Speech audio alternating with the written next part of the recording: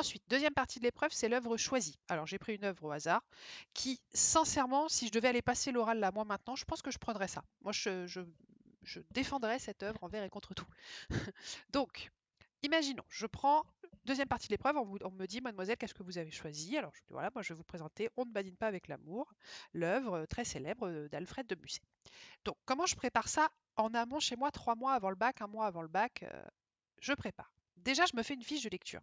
Je me fais une fiche de lecture, mais pas un truc qui fait 2 pages, hein, une fiche de lecture complète sur cette œuvre. Je dois devenir un expert de cette œuvre. Donc, je vous conseille cette vidéo de l'Anti-Sèche, qui s'appelle La fiche de lecture, l'Anti-Sèche, hein, la chaîne dont je vous ai déjà beaucoup parlé de Cyrus, euh, qui vous explique comment on fait une fiche de lecture complète. Il va vous redonner toute la technique, toute la méthode. Donc, vous utilisez cette vidéo, elle est géniale. D'accord? Vous faites une fiche de lecture complète, chapitre par chapitre, acte par acte, scène par scène, là, pour le coup, puisque c'est du théâtre. Ok? Ensuite, je dois connaître cette œuvre comme un expert. Donc, c'est pas juste une fiche de lecture, c'est je dois tout connaître de cette œuvre. C'est l'œuvre de ma vie, je la défends. D'accord? Donc, déjà, c'est une pièce de théâtre. Donc, je vais regarder s'il y a des adaptations. Je vais regarder, tiens, j'ai regardé sur YouTube, il y a 2 versions de On ne badine pas avec l'amour. Je regarde les deux, comme ça je peux les comparer. Et pareil, quand je regarde une mise en scène, je prends des notes, je me fais une fiche de lecture mise en scène. Hein, comme qu'est-ce qu'on a choisi? Est-ce qu'il y a de la lumière à certains moments, une musique à certains moments? Qu'est-ce qu'on a choisi comme décor? Voilà, le metteur en scène, comment c'est fait, d'accord, pour pouvoir ensuite et apprendre les noms des 2 mises en scène, les noms des metteurs en scène pour pouvoir en parler. Donc je regarde les adaptations. Ensuite, je maîtrise la vie de l'auteur, mais sur le bout des doigts. Et aujourd'hui, vous avez un outil incroyable, c'est YouTube, vous avez tout. Là, j'ai regardé sur YouTube, sur Alfred de Musset, mais il y a je ne sais pas combien de vidéos. D'accord? Donc vous regardez sur Alfred de Musset, voilà, par exemple Europe 1, l'émission de Franck Ferrand, c'est sûr, c'est sérieux, c'est documenté, vous pouvez l'utiliser. Ensuite, je regarde ce qu'il a écrit d'autre. Les Caprices de Marianne, c'est une autre pièce. Bah voilà, elle est sur YouTube, je peux la regarder. Super. Un petit conseil, si vous n'aimez pas lire, prenez du théâtre en œuvre choisie. Parce que du coup, vous allez pouvoir regarder les pièces, vous allez pouvoir regarder les autres pièces de l'auteur. C'est plus facile pour vous. C'est un petit conseil. Si vous n'aimez, moi, je prends le théâtre parce que j'adore ça. C'est pas que j'aime pas lire, j'adore le théâtre. Mais voilà, si vous n'aimez pas lire, allez, me sortez pas Les Misérables, quoi. Enfin, essayez d'aller chercher des œuvres pour vous qui sont plus simples. Par contre, quand on vous demande pourquoi vous avez choisi cette œuvre, vous dites pas parce que j'aime pas lire. Hein, le jour de l'examen, bien sûr. Et puis enfin, regardez s'il y a des films qui ont été faits sur l'auteur. Par exemple, On ne badine pas avec l'amour, c'est en rapport avec l'histoire d'amour qu'il y a eu entre euh, Alfred de Musset et George Sand. Et ben il y a un film sur George Sand qui sur la vie, un biopic quoi, vous voyez, sur la vie de George Sand. Donc bah, je le regarde. Voilà. Et franchement, j'ai pris cette œuvre au hasard. En préparant cette petite vidéo, j'ai pris, tiens, j'ai dit, je vais prendre On ne bannit pas avec l'amour. Et vous voyez, en 10 minutes sur Internet, tout ce que j'ai trouvé sur YouTube, tout ce que je peux trouver. Donc, il y a énormément de choses.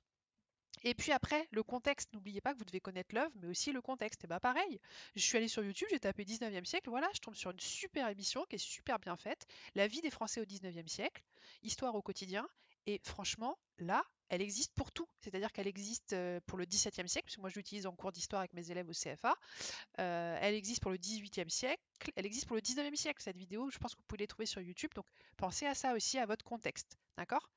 Voilà, et ça, c'est le travail que vous devez faire maintenant. Vous n'avez plus d'écrit à préparer, vous avez juste l'oral. Je peux vous dire qu'on va pas vous faire de cadeau, hein, vous n'avez que ça à réviser. Donc, vous devez connaître absolument cette œuvre. Ça vaut 8 points cette deuxième partie. Vous devez la connaître sur le bout des doigts. Et puis enfin, n'oubliez pas vos lectures complémentaires. Je vous conseille de bien lire le descriptif que vous aurez avant le bac, que vos professeurs vont vous donner parce que dedans, vos professeurs, ils mettent tout ce que vous avez vu. Et vous vous souvenez plus parfois que vous avez vu ça. Donc, par exemple, le professeur va dire, voilà, en lecture cursive, on a vu Voltaire, Prière à Dieu. Puis le jour de l'examen, le jury va vous dire, vous pouvez me parler de Voltaire, Prière à Dieu, pardon. Et puis vous souvenez plus. Donc, relisez bien hein, dans vos lectures complémentaires, vos lectures cursives, toutes les activités que le prof a fait avec vous. Euh, Vérifiez bien, relisez bien tout ça pour être et regardez un petit peu rapidement vos cours pour pouvoir en parler. Et enfin, le dernier conseil que je peux vous donner, c'est de vous entraîner. Il suffit pas de tout réviser, en fait. Il faut vous entraîner, c'est-à-dire que bah, vous vous mettez tout seul devant votre miroir, vous vous mettez tout seul sur votre bureau, vous prenez un texte, hop, Dormeur du Val, c'est parti, vous lancez votre chrono, 12 minutes et on y va. On fait la lecture. On fait sa lecture, on fait son analyse linéaire, on se prend au hasard deux lignes du texte pour se faire une question de grammaire, et puis après on présente son œuvre choisie comme s'il y avait quelqu'un en face, et vous regardez si vous tenez votre temps, si vous arrivez à être sérieux, si vous arrivez à suivre votre plan, à démontrer votre problématique. Entraînez-vous, et entraînez-vous sur tous vos textes, sur les 15 textes, vous devez être... Si vous faites ça, vous serez calé sur tous vos textes, hein. Puis vous êtes en confinement de toute façon, donc vous avez le temps de faire ça. D'accord? Vous faites pas tout la même journée, vous faites un petit peu chaque jour. Faites-vous pareil des programmes qui soient faisables, adaptables, d'accord? Et que quand vous vous levez le matin, vous vous dites pas juste que vous avez envie de mourir parce que votre programme il est trop dense. Faites-vous des programmes faciles à suivre. Ok? Et ensuite, eh ben, c'est à vous de jouer, hein, les enfants. Une fois que vous avez fait tout ça, vous pouvez regarder ma deuxième vidéo sur comment ça se passe le jour de l'oral, technique, méthode, conseils à utiliser vraiment le moment, le jour J, quand on passe un oral, ce qu'il faut faire, ce qu'il ne faut pas faire. Voilà, je vous dis à très bientôt les loulous, j'espère que ça va vous servir. Ciao!